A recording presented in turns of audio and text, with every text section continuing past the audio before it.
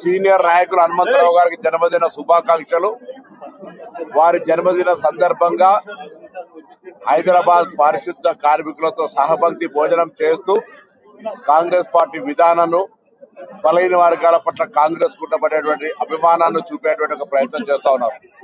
ఈ రోజు మా ప్రభుత్వం మరొకసారి బలహీన వర్గాలకు సంబంధించిన అంశం మీద చాలా స్పష్టంగా ఉంది. 10 సంవత్సరాలు పరిపాలించిన వాళ్ళు మాకు ఎవరు సలహా చెప్పే అవసరం లేదు. బలహీన వర్గాలకు సంబంధించినటువంటి రిజర్వేషన్ల విషయం కావచ్చు, సంక్షేమం విషయం లోపల మా ప్రభుత్వం కట్టుబడి ఉంది.